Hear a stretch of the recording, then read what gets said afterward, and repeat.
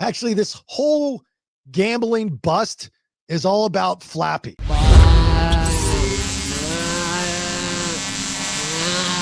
All right, before we begin the show, let's thank our great sponsors. Our title sponsor, Once Upon a Coconut, all natural, non-GMO coconut water with natural electrolytes and no added sugar. You can choose from pure blueberry, pineapple, watermelon, sparkling energy, and chocolate with Once Upon a Coconut. Stay hydrated and refreshed. Plus, 10% of profits go to charity that benefit our communities, including the Down Syndrome Foundation, Breast Cancer Foundation, and the Leukemia Society. Find out where Once Upon a Coconut is sold nearest you by going to onceuponacoconut.com, put in your zip code, or you can order online. But when you do that, at checkout, make sure you put in the discount code BSPodcast10 and save yourself some gatuses. Inspect All Pest Services, inspectallservices.com. They do it all. They provide the highest quality termite, pest, and wildlife control, but they do so much more. Yes, they do. They take care of your insulation, pressure washing, gutter maintenance, and other home services in Metro Atlanta and the surrounding area. Again, inspectallservices.com, and thanks to Inspect All Pest Services for sponsoring all of our guests on all of the podcasts. It's the Mad Dog, Manny Aurora, with the Aurora Law Firm.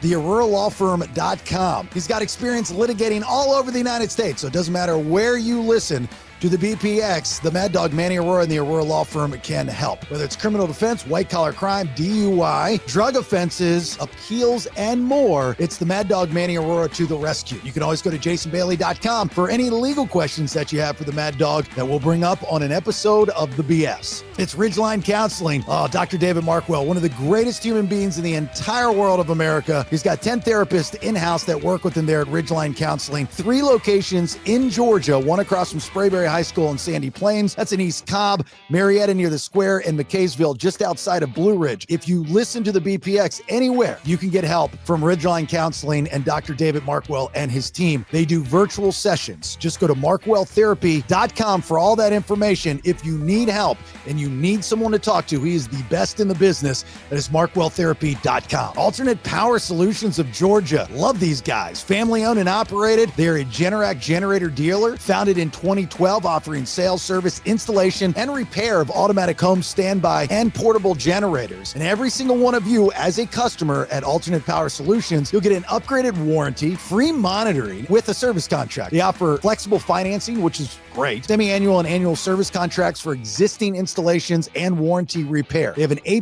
rating with the BB&B, and you pay nothing until the job is complete and you, the customer, are a happy camper. Servicing Georgia and Tennessee. Here's the phone number, 770-853-7571. Or you can go online to poweringgeorgia.com. Make sure you use the discount code Bailey for $500 off your entire installation. And a big thanks to MVP Walk-In Tub and Shower of Atlanta. Beautiful, affordable bathing solutions. MVP Walk-In Tub and Shower is a local, family-owned company committed to enhancing your bathroom experience in Metro Atlanta. They're going to provide the highest quality, safe, and affordable walk-in tubs and showers, focusing solely on installations that elevate your home's comfort and accessibility. They service all of Atlanta, Georgia. No commission sales guys. None of that. No hassles.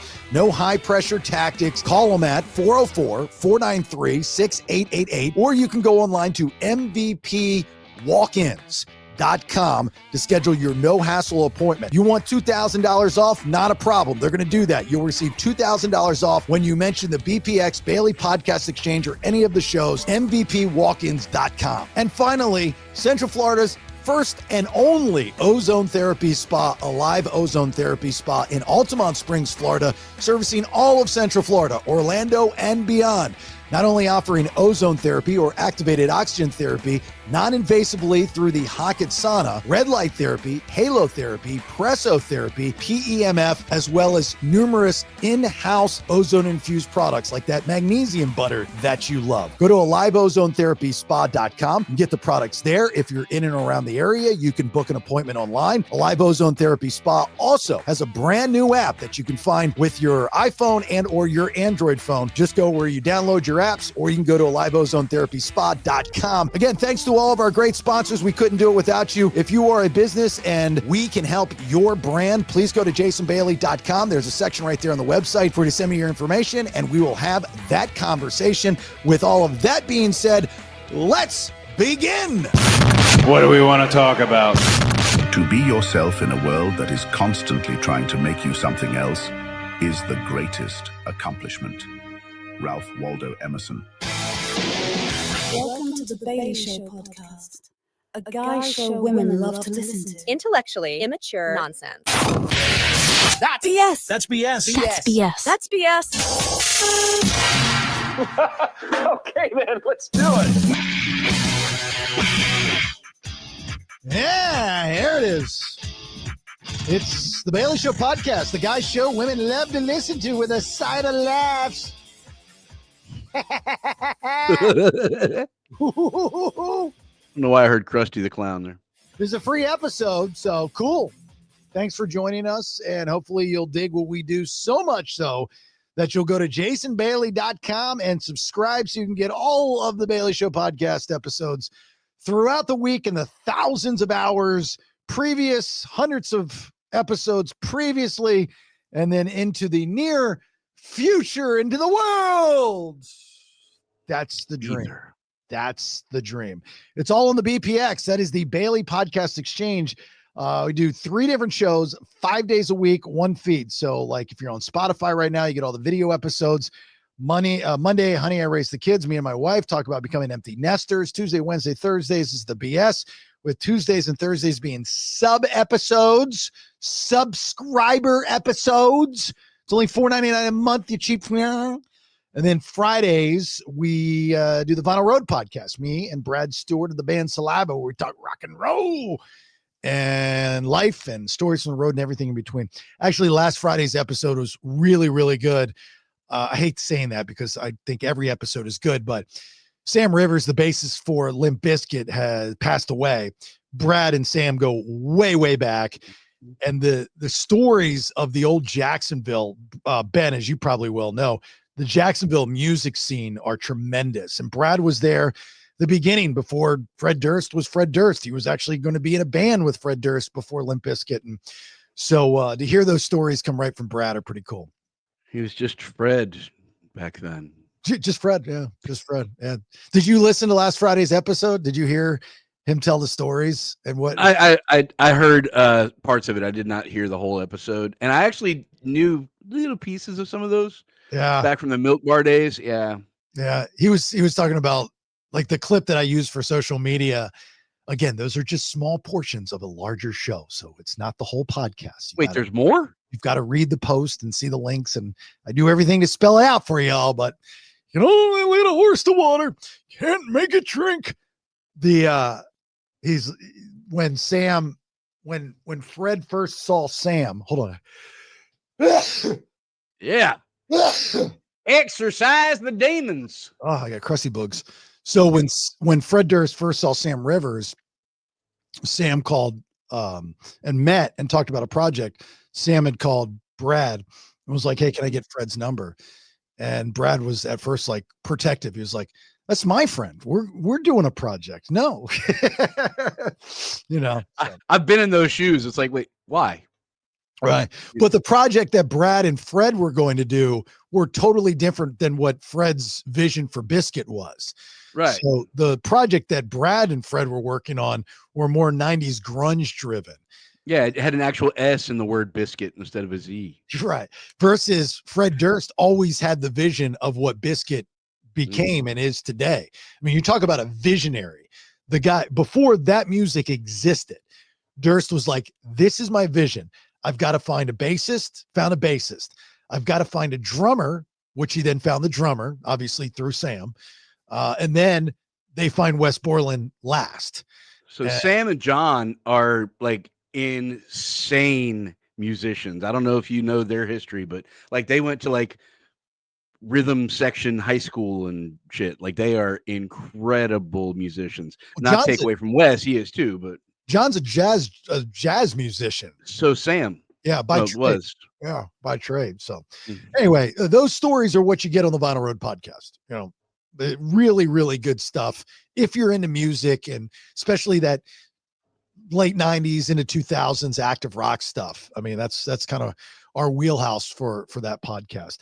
Thanks to all of our great sponsors. Thanks to our title sponsor, Once Upon a Coconut. OnceUponACoconut.com.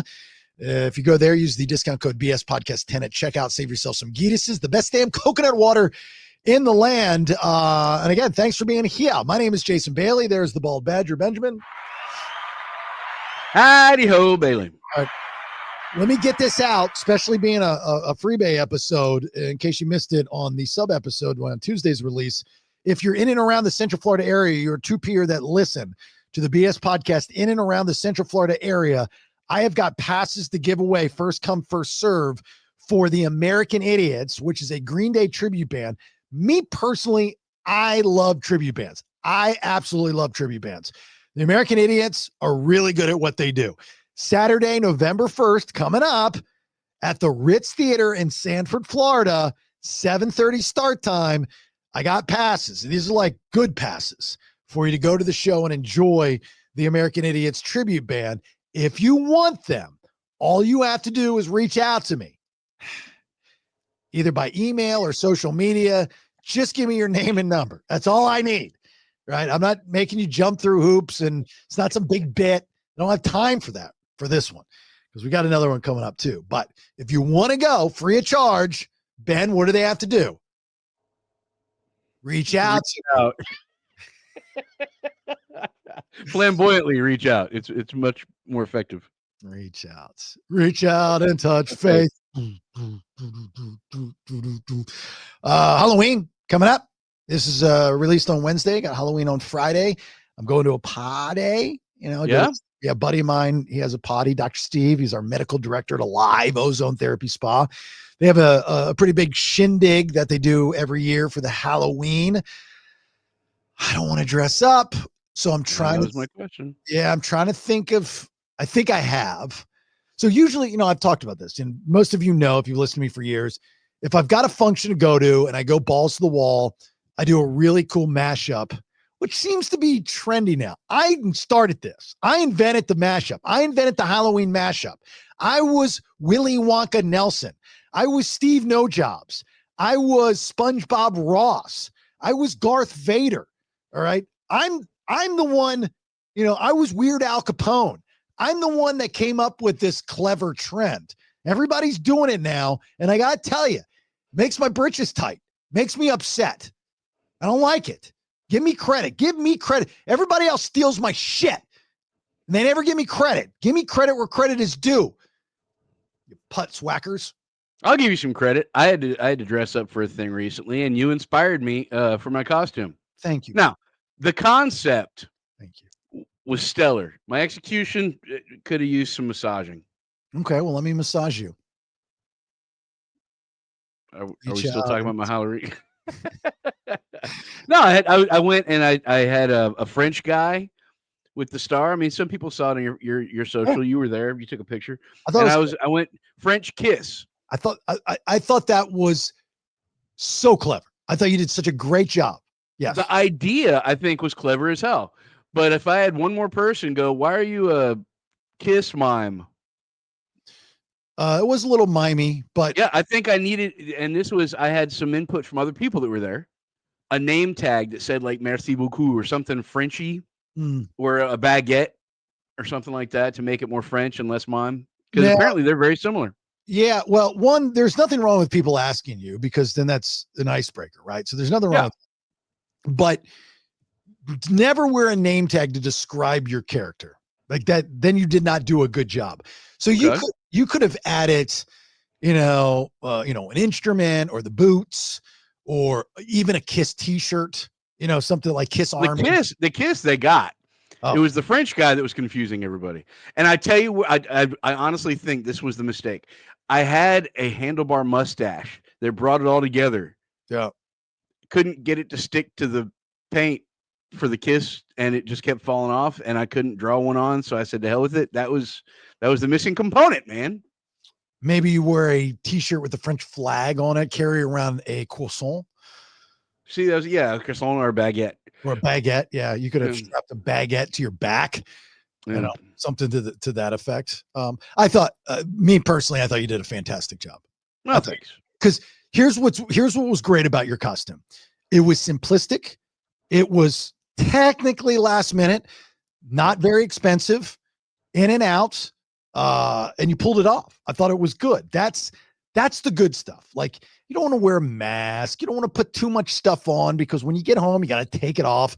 I'm not a huge fan of the makeup and stuff. Yeah. But like with this party we're going to on Friday, we've got a bucket full of old Halloween costumes. And every year we just repurpose these Halloween costumes, make up something new, and it's never quite over the top and great.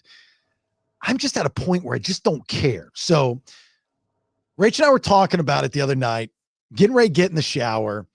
And when I start my brain thinking about something, it just doesn't stop. And I'm going to find a solution. And I came up with this idea. Simple, stupid, right? I'm going to go out and buy a t-shirt with the 314, equation or the logo. Yeah. And then I'm going to go buy a t-shirt with a pumpkin on it. And we're going to stand next to each other and we're going to be pumpkin pie. Yeah. What do you mean? Yeah. I saw it coming. Oh, okay. Well, that's why I started the pie first, to throw you off. Yeah. So no, I saw where that was going, because I've seen a lot of these last minute couple costumes, and some of them are clever as hell. You got the guy that has a shirt that says Peter, and he's just got orange stuff on his face. Mm-hmm. And then you got the girl dressed as a pumpkin. Yeah. No one's ever done this before. The pumpkin pie. I'm the first. I'm certain of it. Yeah. Originality is your thing. Right.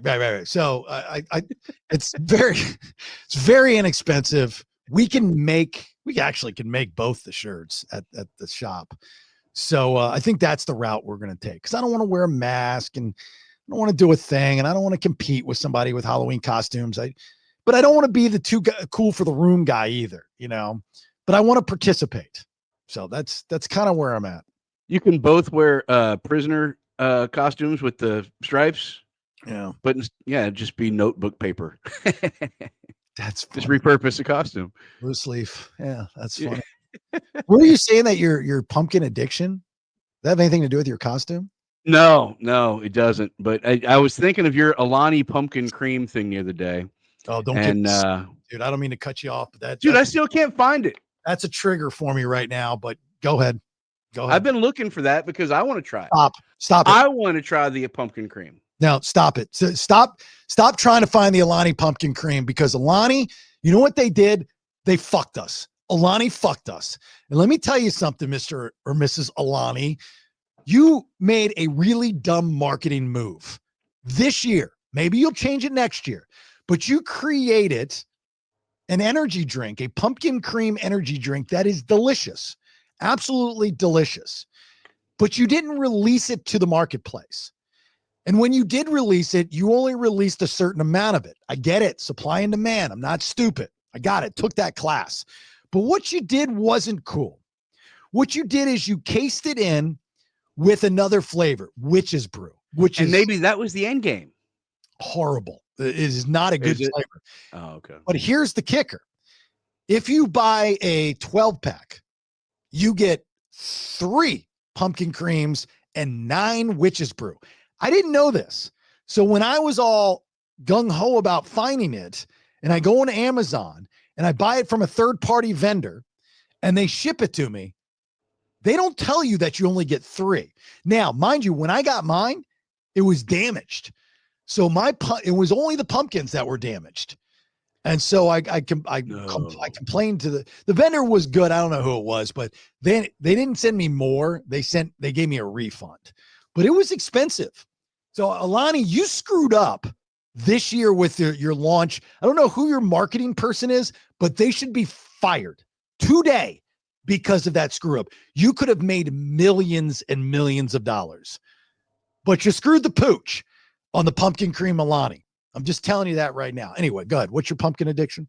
Well, it's not just a pumpkin addiction. I realize it goes much deeper than that. It's fall foods. Yeah, fall foods are good. Yeah, fall foods, man. Comfort food. Well, yeah. I realized that it went so much deeper than the pumpkin thing when Wawa did their annual turkey sandwich. The Gobbler. Had one, Man, had one yesterday. Yeah. me too. Yeah. Yeah, it's so good. Yeah. The Gobbler's good. I mean, it reminds me of the Friends episode, the perfect Thanksgiving sandwich with the moist maker in the middle, the Mhm. bread soaked in gravy. Mhm. That's the Gobbler, but it's the Wawa version, and it warmed my soul. That's good. That's good. Yeah, And I think it hits harder for us. Well, I was just complaining about people say I think the other day. It hits harder for people that live in Florida because we don't have the seasons. So when we get that little touch of cold and then you throw in the Gobbler, you're all in. Like, yeah, it's like a placebo for actual changing of the tree colors and stuff. Sure. You're literally, I mean, you could be laying on the couch, comfy as all comfy can be. And as soon as you feel that tingle in the air and you know the Gobbler's ready, you're on the app and you're going to pick it up just to do it. I get it. I get it. I mean, I'm all in. Yeah, I agree. That being said, very soon you and I will both see some different tree colors, and I am so excited by the prospect of it. Right. Yeah, we're both taking a little road trip. Ben is going hunting. And where are you going hunting at? Louisiana? Arkansas. And I'm going up to see Beezers at University of Alabama Roll Tide when they beat up. I mean, they're going to absolutely destroy LSU. I mean, it's looking likely. God, I thought that might have been a football game until I saw the game last weekend. Holy jagoses. You know, there goes their coach and all that good. Is it Brian Kelly is their coach? For now. Yeah. For now. As of this episode. Two best jobs in sports: backup quarterback and fired coach. Do you know how much money these guys get? Oh my God. Yeah, like, oh, he's got 5 years left on his deal. We got to pay him out $54 million. Oh my, fire me now, please. Jimbo Fisher's name keeps coming up in all these coaching searches, and everybody's like, why? He's making like $12 million a year to sit on his ass and laugh. Two best jobs in sports: backup quarterback, just sit on the bench. No one's expecting much from you. Collect a 7-figure paycheck. That's it. And a fired ex-coach, whether it's pro or college. Do your best, get fired.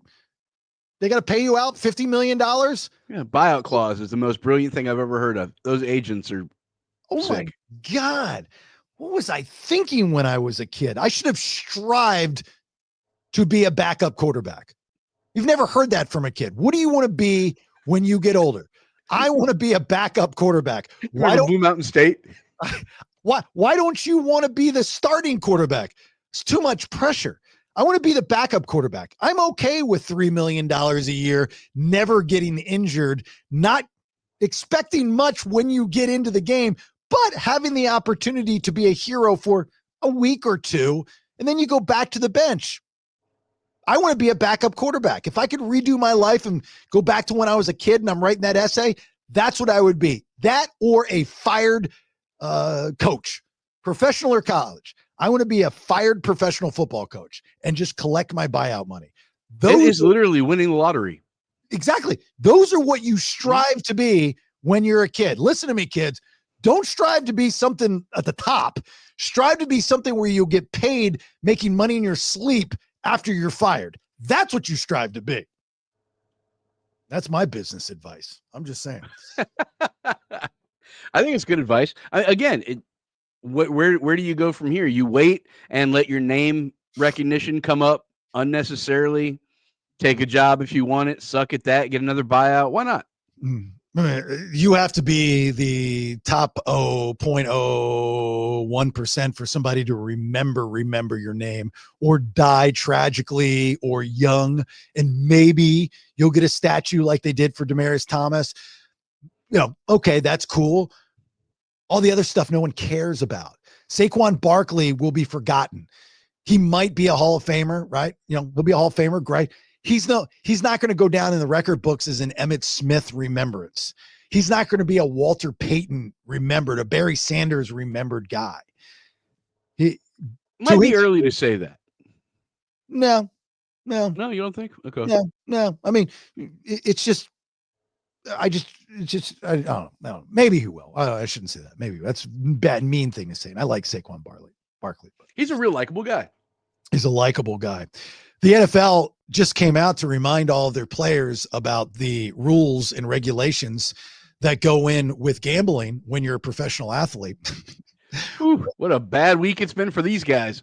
Why are they doing that? Well, in case you haven't heard, 34 charged in NBA poker gambling cases, including Chauncey Billups, Terry Rozier, and alleged mob figures. Okay, so if you're not following this, I find this fascinating because I like to gamble and I like to play poker. This is two different situations, and this is a very much Molly's Game type of scenario, if you ask me. The professional, have you ever seen the movie Molly's Game? No, Okay. that's what the face is for. Yeah, Molly's Game is a movie based with Jessica Chastain. Is based off of a real life story of Molly Bloom, who ran an illegal poker game that started in New York and then went to started in LA and then went to New York, where she eventually started to have Russian mobsters and all these bad guys playing these games. It turned illegal. This is when a poker game turns illegal, when the house takes a rake. What does that mean? That means that when you have chips on the table and you have chips in the middle of the table while people are in a hand, the house then will take a percentage of that pot for the house. That means it's a business that they're making money. The second that happens, it becomes an illegal poker game. You're taking a rake. And that's what happened with Molly Bloom. Anyway, in this situation, my opinion, this has nothing to do with these professional athletes, because I find it very hard to believe that anyone, I don't care how much money you have, is going to be attracted to go play a poker game because Chauncey Billups is there. You know, now for these guys to make money, they're already making more money than what they were taking, which doesn't make sense either. This is Kash Patel and the FBI and the United States government targeting certain people that were going to these poker games. Again, like I said at the beginning of this conversation, it's two different scenarios going on. You have the illegal poker games. That would be Chauncey Billups. All right. I think Kevin Garnett might be involved in that one as well, if memory serves. I haven't heard that name. Terry Rozier is on the sports betting side of things. And that is them talking about getting information based off of certain games on who's going to play, who's not going to play, who's on the in, who knows, who's going to shave points. Notice this is always about basketball. Think about you can go back to the early 1900s, right? When the Chicago Black Sox, and that's one of the biggest gambling scams and conspiracies in sports history. Yeah. Then you have back in the 90s, was it Dennehy or whatever, the referee that was part of the gambling? Oh yeah. NBA. Yeah. Florida, Donnie, he was a Florida guy too.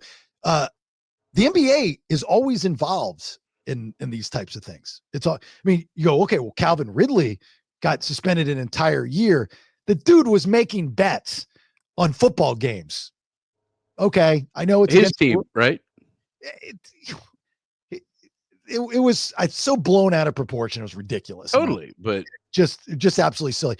But you never see NFL players, baseball players. I mean, yes, Pete Rose is the poster child for it. I get it. But the NBA always seems to be the two biggest sports, I think, that are always involved in these sports or these betting issues is professional basketball, because it's very easy to shave points, right? Very easy to manipulate the score. And tennis. Tennis is big. There is a very big, deep, dark world. Hell, you better explain that shit. A deep, dark world of tennis betting? Absolutely. Yeah. So you just Google illegal sports betting and tennis, and you'll see plenty of stories that will pop up. Seems like baseball would be more prevalent, but go ahead. See well, you can manipulate tennis. You can control the points, and if you're really good, if you ever watch an exhibition in tennis, it's a script. they might play a couple points out to have fun, but it is a script. They know who's going to win. I know this for a fact. They know who's going to win and how they work it out. They talk it out. I've hosted these events before with big name players like Venus Williams and Jeannie Bouchard and Madison Keys and all these big names, but it's an exhibition. If you get younger players that are getting ready to go onto the ATP tour, it is very much like starting a rock band. It is a grind and it's expensive.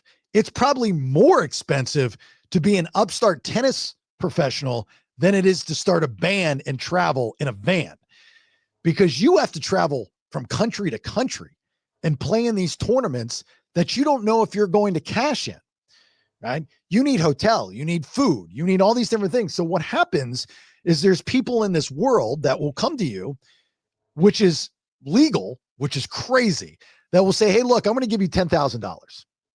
I wish you nothing but the best of luck. I have faith in you. But in return, when you play the US Open, I need 2 all access passes. Make sure you get them. Okay, cool. That's fine. If you're an upstart player and you want money now, and maybe you have a second guess of whether you're going to be a top 10 in the world at some point or not, and you're not getting sponsors, you don't have sponsors, you don't have coaches and this and that, but you can make easy money now, you can go into a tournament and shave points. And you can say, I'm going to win.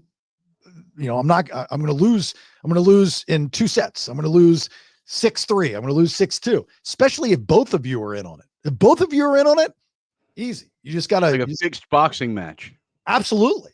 Boxing used to be the sport to like, that was the poster. Take a fall. Yeah. For illegal betting, but it seems like the NBA is now taking the cake, which is great. So you have 2 different things going on with this illegal gambling situation, that this investigation has been going on for years. So says Kash Patel and the FBI.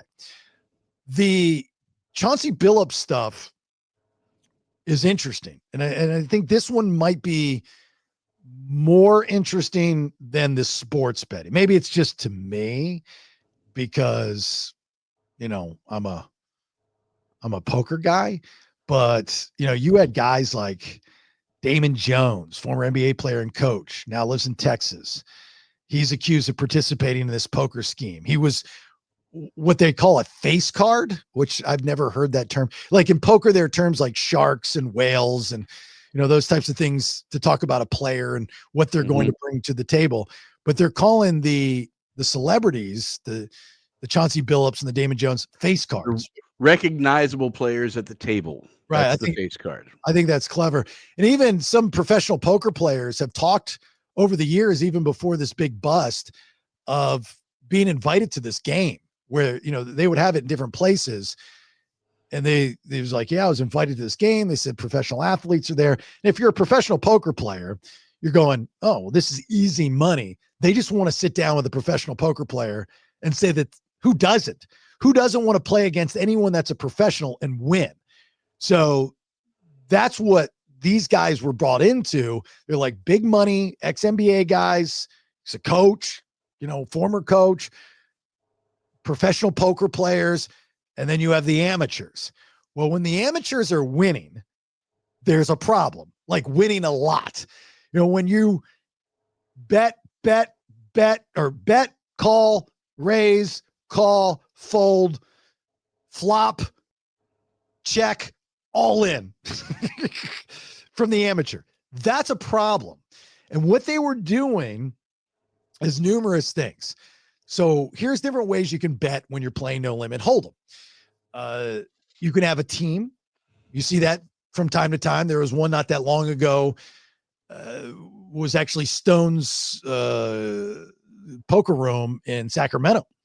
I never went there. I played poker at Thunder Valley, but that was a big one that the guy he had somebody, I think he was like a cameraman, and he would stand taking pictures like professional camera guy. And he was messaging his guy on the table what the guy in the hand had.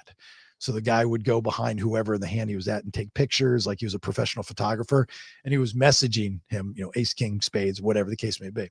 So you had pretty blatant. Yeah, that you have the teams. The old school method is just to mark the cards. All right, mark the big, mark ace, king, queen, memorize. You got 2 dots, 1 dot. You fold the corner type deal. Well, the dealer should catch the fold. Mm-hmm. The way the cards are made, now they're not a you can fold them, but it takes a lot to fold them. Like when you play Baccarat, you fold the card. Like that's the thing where you bend the card up just to see it. That's all like these people play. In poker, you're not supposed to obviously do that. That's kind of an old school method. Then you had edging, which, Phil Ivey was accused of at some casino, where edging is a method of when the cards are made, they have a design on the front of them and there's imperfections sometimes. So if you know what the imperfections are that match the card, then you obviously have a little bit over the house or a lot over the house, right? And that's the whole goal, is to have something over the house. Now they have these smart shufflers. It's not the edging I thought that I'm familiar with. It's a different term altogether. Yeah, no, not that one. So now they have and this is what these people in this big gambling busts were allegedly using, were these smart well, then you have the ink on the cards, and then you're wearing special glasses. Yeah. You got that. But these were like smart shufflers where they had they exist. There's no doubt that they exist. They have cameras in the shufflers, and those cameras report. I mean, you can rig it so they report to you if you want. There are X-ray tables and marked. Yeah, that was X-ray tables I heard about. Yeah, I mean there was like one guy that was quarterbacking the whole thing, right? I don't know if they've gotten that far yet. At least that's what I read, was that there was one guy at the table that would quarterback the rest of the team. Oh, yes. Yeah, he was the court. He was like, I'm going to signal you this by tapping my arm, or I'm going to touch the low chips or whatever, and that's how you know who's got what at the table. Yeah, I thought you meant quarterbacking the entire invest. Like no, just per table. Yeah. You would have to have a guy. In this case, his name's John Mazzala. That's the one that they're saying was, as you said, quarterbacking the table. So he would like tap his arm or wrist. If another player did it, he touched his $1,000 poker chip and so on. And so, so if the fish had the best hand, Mazzalo would touch his black chips, indicating the other inside players to fold. A lot goes into it. Kind of like spotters and blackjack and having a team. And, if you've ever seen the movie 21 with, what's his name? Spacey, Kevin Spacey. And that was a real story. I actually interviewed one of the guys that was part of the real story. Fascinating. I mean, absolutely fascinating, just to get something over the house.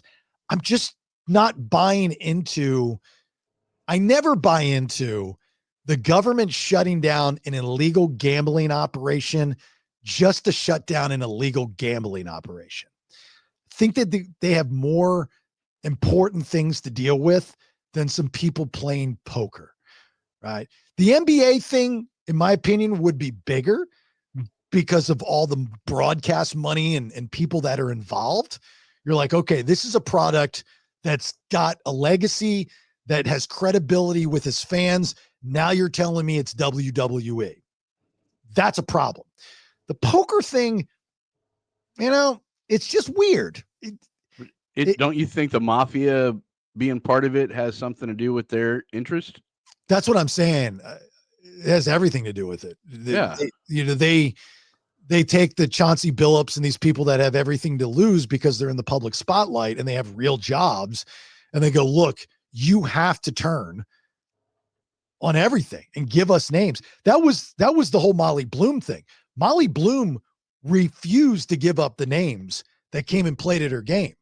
She goes, I had no idea about any of these people and what they did outside of that room. I did that on purpose. She goes, so I'm no help to you. They're like, okay, well then you're going to go away for the rest of your life and we're taking all of your money.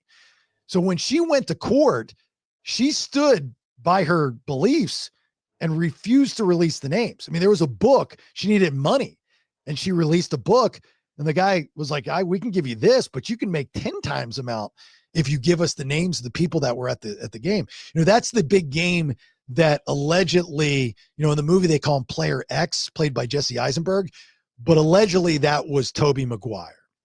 Tobey Maguire's a big poker player. So he allegedly was Player X in Molly's game. Like in real life, Tobey Maguire was no kidding. Oh yeah. Oh, I've got plenty of friends that when they lived in California, especially back in the day, they would play in these house games. And some of the stories, Lou Diamond Phillips, big poker player, Keither Sutherland, big poker player, Kevin Pollak, a big poker player, Jason Alexander, and a lot of these things because you see him play on TV and the celebrity poker stuff. But these games, and there's nothing wrong with having a game at the house. Was it Ocean 11? They had the backroom game at the end of the movie or something. Yeah, teaching them how to play and all that kind of stuff. But when you take a rake, that's when it becomes illegal. Right. So that's the whole thing, and state governments, federal government, they don't want you as a business running a casino out of your garage. If they've got to deal with, like here in Florida, the Seminoles, we're like, okay, all gambling money needs to go through here unless you're a pari-mutuel, and then you've got a different deal, but still we get X amount of dollars. The state makes a lot of money off of gambling. They're not making any money off of you. How's that work for all them poker games in your neighborhood? I don't. Have you never noticed that? Nope. That road leading towards your neighborhood, all these single car garage doors are open with a poker table and like 17 cars in the yard. I've never seen that. Oh yeah, it's hilarious, dude. Oh, I've never seen that before. Yeah, you got to be bilingual to step in, but they're there.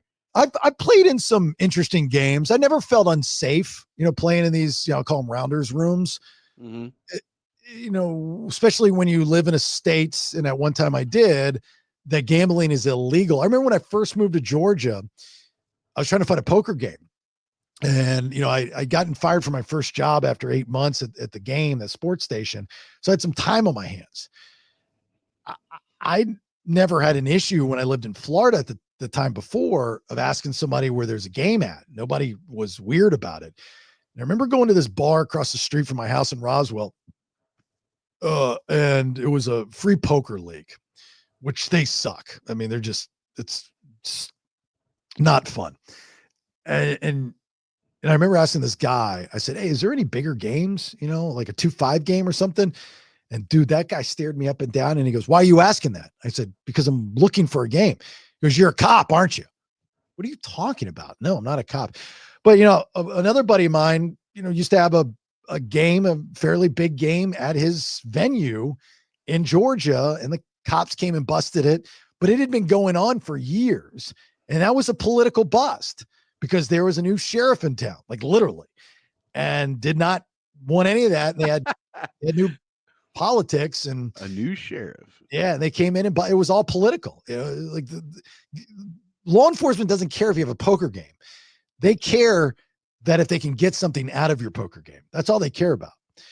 So in this case, it's the mafia stuff, without a doubt. There's something else that we will find out about dealing with the poker version of this gambling bust that is, inundated the news right now, which is good because it's something different to talk about than those damn No Kings protests and all this other stuff that I don't want to hear about.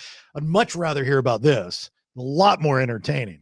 Plus, I do not like the NBA. I'm not a fan at all. So I'm glad they're getting smacked upside the face.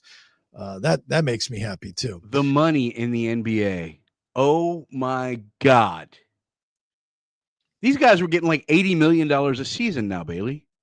Yeah. And what the cut was from these games is so minuscule. It's not even funny. Like if you were to take the math and look it up to what Chauncey Billups makes as a coach or any of these players, what they have and what they were taking from their end of whether it's the sports betting or the poker, it doesn't make any sense. It doesn't make any sense at all. You've risked 80 million. I mean, I'm just throwing out a number, but 80 million for 20,000. I mean, that's literally what it is. And then the argument of the addiction. This has nothing to do with addiction, right? Can people become addicted to gambling? Absolutely. Those are the same people that are probably addicted to the alcohol that you sell on every corner. Cigarettes, tobacco, drugs. They do have an anonymous group for it. Lottery. I mean, lottery is the purest form of gambling. Don't get me started on the gambling conversation. Please don't get me started on that. Stop with the addiction route news. I know you're trying to make legs out of something and you can't find the angle to take. But I saw a whole news segment on addiction to gambling. It exists, but this has nothing to do with addiction to gambling. These are guys that have money to blow and they're blowing it. That's all they're doing. They're at a poker game, no harm, no foul. Yeah. If you owe somebody money, you're going to get hurt. It happened. They document it. Whether you're a mafia guy or not, if I owed somebody $5,000 and I had refused to pay them, I'm sure they're going to find a way to come after me and make me know that I pay them, that I owe them $5,000. Look, I've got people that owe me a couple $100 and I want to go to their house and have a conversation with them just because I find it disrespectful that they haven't paid me yet. You know what I mean? So that's nothing to do with nothing. It's a very simple thing. Yeah, 2 gambling operations going. The FBI just wants the names of the mafia people. Boom. There you go. That's all it is. Nothing more, nothing less, right? That sounds that way. Yeah. Some of the names, though, they got nicknames. They got face cards.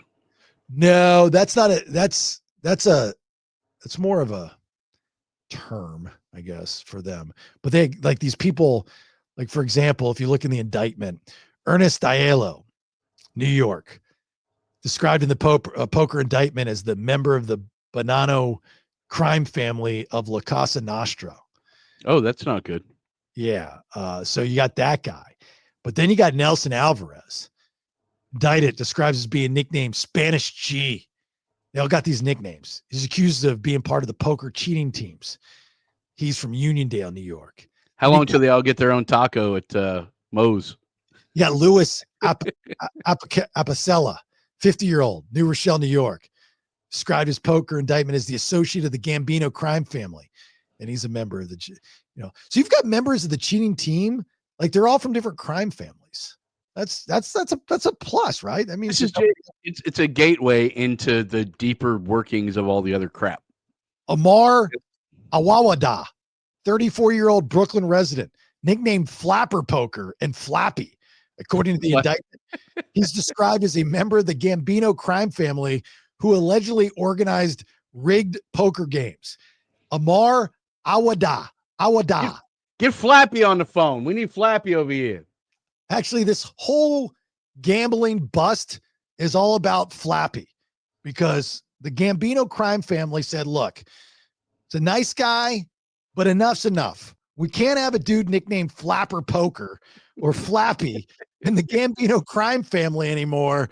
So, look, we're going to tip off the FBI. When it's all said and done, the 34 charged in this indictment, 33 are going to get off the hook. It's just Flappy that's going to take the fall, because we couldn't have Flappy in the Gambino crime family anymore, because there's no crime family that comes across as tough when got a guy named Flappy in there. Why do you think Joey Bag of Donuts went up the river? Fucking do it for Flappy, man. Do it for Flappy. That's a new T-shirt for the website. Do it for Flappy. But some of these names, you had the wrestler. You had Matthew Dadino. He was named the wrestler. You had Eric Ernest, known as Spook. That's a bad name. I'm not going to touch that one. Oh. Marv's Fairley, Mississippi resident, nicknamed Vezino, and Vezino Locks. This dude had 3 nicknames. It's a lot of nicknames. Well, they couldn't spell the first 2 in Mississippi, so they had to keep working on it. That's a lot. Keep it 3 letters. We can do it.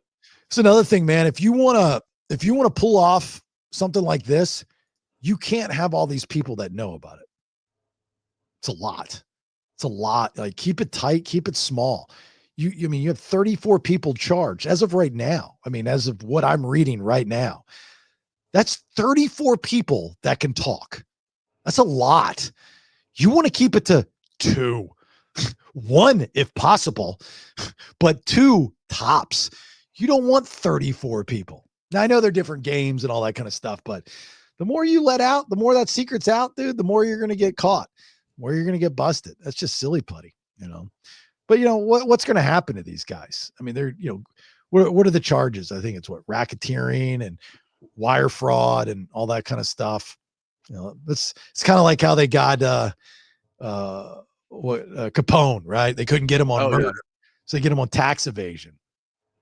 Didn't they get him in Miami? I don't remember where they got him. I know they got him for tax evasion, and then he ended up dying. What did he die in jail of? Like, what disease was that? It was like the one where you crap yourself. That was in the movie with Tom Hardy. It was kind of a not so tough thing to die of. Yeah. I thought it was like a ding disease or something. It might have been. What's the one with the S? Yeah, I'm doing real good today. I can't remember the name of the damn thing. Yeah, ding disease starts with an S. Syphilis. Syphilis. Syphilis. I thought you were talking about the movie. Yeah, syphilis. I think he had syphilis, right? Yeah, syphilis. Fun Al Capone fact. He basically is responsible for Hot Springs, Arkansas. I know that. How about that? Oh, okay. Yeah, I know that. So Hot Springs, Arkansas, just to sidestep the story here. Yeah. Is one of the biggest scams you could ever make or ever be a part of. Our first trip across country, Rach and I were moving to California. I'm moving out there first. It was end of February. And I plan out this road trip because I'd always wanted to take a road trip. So we're going from Atlanta to Graceland to Hot Springs, Arkansas. Okay. We eventually go through Texas. We go to New Mexico, Billy the Kid Museum. We're supposed to go to Vegas, supposed to go through Death Valley. Anyway, we ended up cutting like a day off of it in order to get to our destination because they needed me at work, which they really didn't. We get to Hot Springs, Arkansas. The whole idea was to jump in the hot springs. We were in our minds thinking we pull up, there's hot springs everywhere, you jump in. That's negative. That's how it seems. There's no hot springs at all. There are. They're behind a fence that you can't get to. There's a mental institution that's shut down. That's pretty cool to walk by. Okay. They have a bunch of bathhouses that I'm assuming use the water from the hot springs. The Arlington, that's right. The best part of it was we took a horse and buggy ride. And the guy that was our horse and buggy driver explained, I mean, there's not much to see. I mean, you go up the street and you come down the street. But he explained to me, he goes, this is where Al Capone would go to hide out. Yep. Al Capone would go off the radar at Hot Springs, Arkansas. And it showed us the different places. And there's still an underground tunnel that exists that you can't get to from the public that he would use to move around Hot Springs, Arkansas. Pretty cool. Yeah, I knew that. Kind of neat. I love it. But it's not a scam. It's just it's a scam. You had it in your head worked out different. Did anybody say, hey, you can go to Hot Springs and just jump in and you're in Hot Springs? It's in the title. Did they tell you that? No, but it's in the title. Nobody said that Hot Springs does not exist. Hot Springs exists. You just got to get a room at the Arlington to go check out the bathhouse. It's a caveat. Yeah. I wanted to jump in a hot spring. And you can, but it would have been Lukewarm Springs is actually the next different town. Right. Not in Hot Springs, Arkansas. There are springs there that you can jump in, but you have to climb a 6-foot chain link fence with barbed wire at the top in order to get to the hot springs. Or just pay. No, you can't pay. It's not open to the public. Oh, the bathhouses. Yeah. No, I like literally wanted to park my car, put my swimming trunks on and jump in and go cool and get out and leave. That's all. How did you not do this trip in an RV? You totally miss a boat on that one. Well, it was a conversation, but I was afraid to drive it. Dude, I'll let you borrow mine next year. That's my goal. Yeah, that was part on the bucket list, but I was like, I'm afraid to back it up. I'm afraid to drive it. I'm going to wreck it. But now they got, cameras and beep beeps and stuff on them. And beep beeps. Yeah. So it'll be interesting to see what comes out of this whole thing. I think it was sexy for a week and it's going to quickly fade. And, unless there's some other political motivation behind it. I mean, we're not on a hot streak to bust organized crime right now. I don't know where that fits into the administration's agenda. I mean, I'm sure it's always up there. Does Chauncey get fired at the beginning of the NBA season right now? Absolutely. Oh yeah. Is he already fired? Oh, I don't. Don't know. Not that I care, but yeah. You. Well, I don't know. Like this is one of those things where it's alleged. You haven't had due process yet. Yeah, I don't even know who the commissioner is. Adam Silver. Is it Silver still? Yeah, Okay. the alien looking dude. Looks like an alien. You know what? That's a great question, Ben. I would assume he would eventually get fired, but you have to give him. It's got to be. Does he get Pete Rose? I guess would be the next question. Does it just Was he ever stick that with good? him forever? Chauncey Billups. Yeah. Like, I don't know about as a coach, but as a player, he's like borderline Hall of Fame. yeah. Okay. See, I just, again, I'm not a big basketball guy. I mean, like I do. Jordan. He definitely wasn't along Jordan's lines, but I mean, he was I guess I would say well-respected, tenured player. He played for a long time. So Does he have his own documentary like Michael Jordan and Allen Iverson? no, because his name's Chauncey. It doesn't sound as cool. I like the name. I do like the name. Chauncey. Yeah. I couldn't tell you much about the guy. I know I've heard the name before, but they're not after him. But it will, I think it has to cost him his job because you can't be a part of something like this, but how's he going to play it? You know, I mean, his defense will be very interesting. Again, poker is not considered gambling. It is a game of skill. So but it's in gambling establishments. So establishment, but he's been part of an illegal gambling operation. They're different things, right? I mean, you can go play charity poker tournaments. Are you gambling? Like, do you find yourself dirty if you go and do that because you consider poker gambling? Only if it's in the basement of a house of ill repute. Yeah, poker is not gambling. It's a 70-30. Now, there is plenty of luck that goes involved, but there's a reason why there are professional poker players that always make money. It's because they're good. They know the odds. They are good readers and all that kind of stuff. There's a reason why I haven't played in the last couple of months because I wasn't as good as I thought I was. Now, granted, I had a lot of bad luck, the gambling side of things, because I do like to gamble, that played into it. What? I'm sorry. That sounds like there wasn't the skill part. It was just the luck part. Correct. Yeah, absolutely. Yeah. But here's the thing is the difference between skill and luck is skill. If you have the opportunity to get out, that would be skill. Poker, no limit hold'em poker or Omaha or any of these games, you have the option of not playing. You don't have to stay in the hand. You don't have to play the hand. So that's the biggest difference between gambling and skill. Once you buy a lottery ticket, you can't get out. You've already paid, no refund. You're in. Right? You sit down at even table games, you can get out at some point, like you can just blackjack, you're in, you know what I mean? So that's one of the big differences between gambling and poker. But dude, all right, so the gambling wasn't a problem. It was the self-control that you had an issue with. No, I played the odds. It was luck. I mean, literally, for example, I have ace-4 of clubs. The flop comes out, 2 clubs and a straight draw. And the guy is heavy betting. And I only have 700 behind me. I've got to go all in. I've got like 14, 9. I've got like 14 plus outs. Why? That's the gambling part but the skill part too. That's a lot of outs. The percentage. Totally.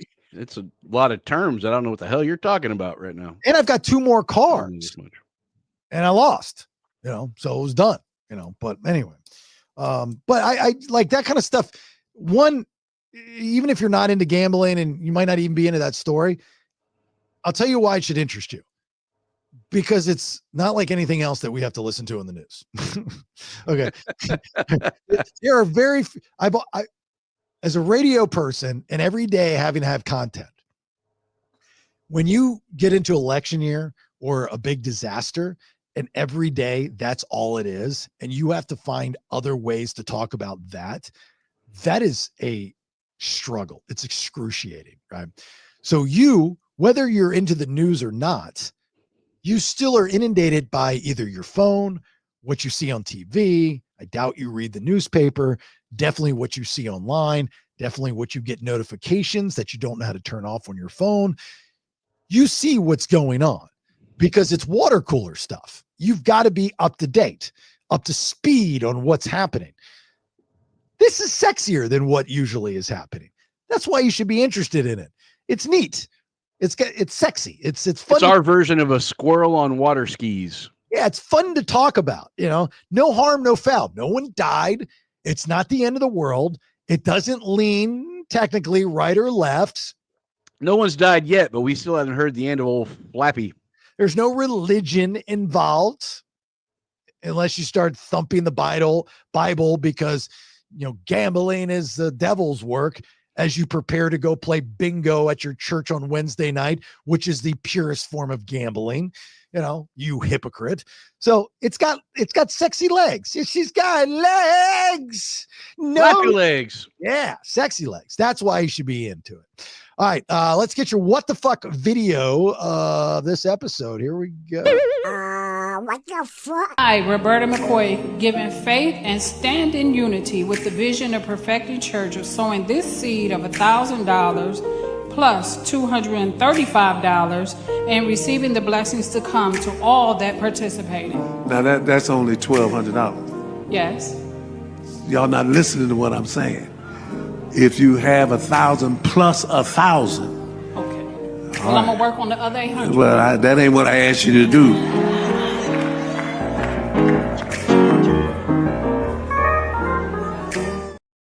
What a dick. What? Wow. You know about this story? No, I have never heard it, but damn, tithes drive me bonkers, man. So to his credit, he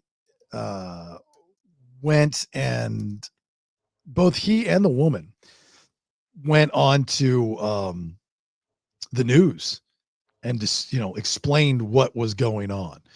So this is Pastor Marvin. Is it Marvin Sapp? Is that who it is? Hold on. No. Schmuck, I think is how you say it. Winans. Winans, I think it is. Oh, Winans. Winans. You know this guy? No, but the Winans is a very famous black church name. BB and CC. Perfecting Church in Detroit, Michigan. Is this the right guy? I think this is the right guy. Yeah, Marvin Winans. Yeah. Okay, so it sounds like she comes up, gives the offering, which is a crazy amount of money, right? And then he's like, dude, what are you doing? This isn't what I asked for. So to his credit, okay. And by the way, Winans a member of the famed Winans gospel family and star. There we go. That's BB and CC Winans. I knew that name. Tyler Perry's House of Pain. This is the guy that was publicly chastised publicly chastised this woman in front of her son too, mind you. The congregation falling short. He was asking for $2,000. Like, that's only $1,200. What's up, bitch? Why did he say 1,000 plus 1,000 instead of just saying I asked for $2,000? I don't know. That's weird. I don't 1,000 plus 1,000.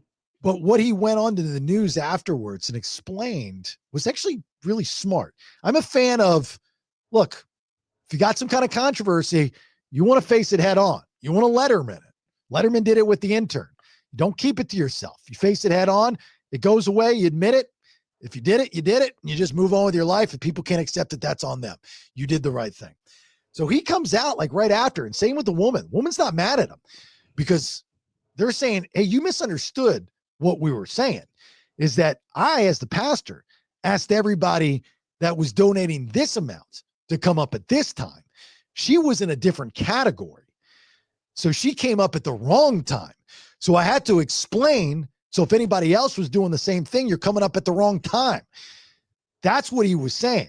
He wasn't beating her up by saying you didn't give me enough money, because that's how it came across. Certainly is. And he still could have handled it better. I don't care if he was a dick regardless. I agree. But if I were to play into that theory, I can see it. The guy seems like he's in his, does his thing, not trying to impress anybody. I'm sure there's plenty of shadiness going on there. but I could buy into it a little bit. I really could buy into it. That's not the question.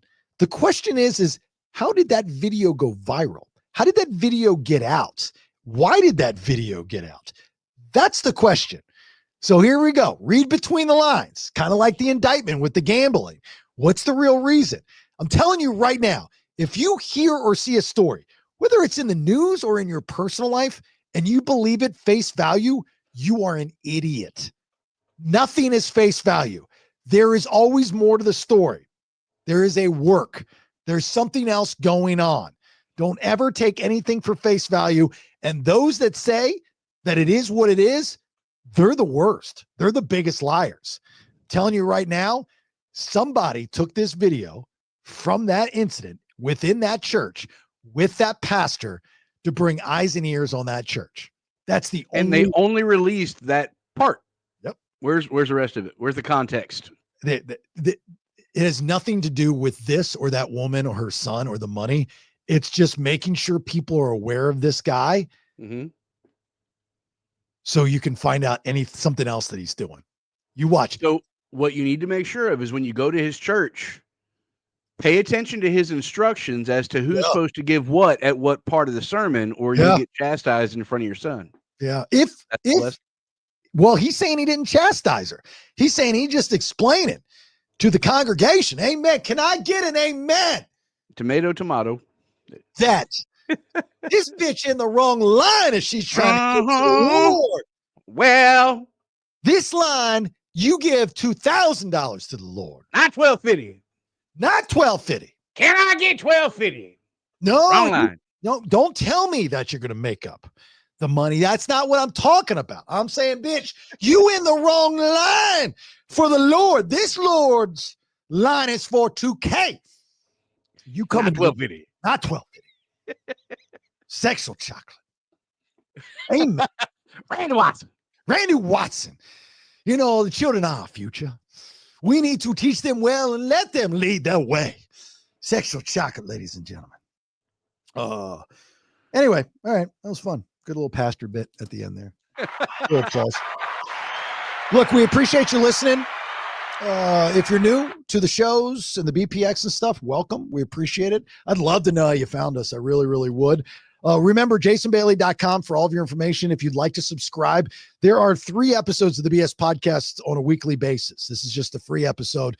If you are on Spotify, you obviously get the videos for all the shows, Monday through Friday, 3 different shows, 5 days a week. Please go to jasonbailey.com, subscribe to get all the episodes. I would very much appreciate it. And if you do subscribe, shoot me a message and say that you just subscribed, newly subscribed, resubscribed, whatever the case may be. I can mention you, say thank you. I'd like to know everybody that's doing that. It's starting to catch on. jasonbailey.com. There's a section to ask questions for the Mad Dog Manny Aurora with the Aurora Law Firm. So I've got a couple in the can there ready to go for his next visit, which might be next week, most likely probably next week. So if you have any legal questions from the best in the business, please do that. If you are a potential sponsor and are interested in being a part of what we've created over the last, 5 years now, love to have you. Reach out to me and we can have that conversation. Thank you to all of our current sponsors. Thank you to our newest sponsor, MVP Walk-In Tub and Shower of Atlanta. They are awesome, offering you $2,000 cash back if you mention my name. Our title sponsor, Once Upon a Coconut, onceuponacoconut.com. Use the discount code BSPodcast10 at checkout in order to save some Geetuses. Those tickets for the American Idiots Green Day cover band, tribute band, I have those. First come, first serve. Find a way. Reach out. Say you want them. If you are in and around the Orlando, Florida area, Saturday, November 1st, coming up. Ritz Theater. I've got a couple passes, like VIP stuff to give away. If you want them, please let me know. And there's also some posts on social media going on. I think that's it. Cool. Covering all the housekeeping, as we like to say in the biz. Bald Badger, you got anything before we get out? Yeah. Why should you not trust artists? Why should you not trust artists? I don't know why. They can be sketchy. That's your thing now, right? The little one-liners there. Yeah, I like it. And on a smile. That's what I'm going for. Hey, look, appreciate you listening. Thanks as always for the support. If you're going to be doing some drinking, I understand. I get it. If you've had too much, please don't get behind the wheel of a car. I've lost way too many friends like that. I'd hate to see that happen to you. And as well, if you've had too much to drink, don't be posting dumb shit on social media. You will lose a lot of friends that way too. Spread the word. JasonBailey.com. Talk to you soon. Bye. Thanks for listening. Till next time, check out thebaileyshow.com. Make sure you like, share, follow on all socials. I leave you with these parting words. Never got a pink slip either. You know what I would get?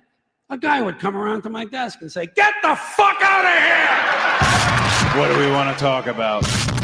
3 different shows, 5 days a week, 1 feed, details, and to subscribe, JasonBailey.com.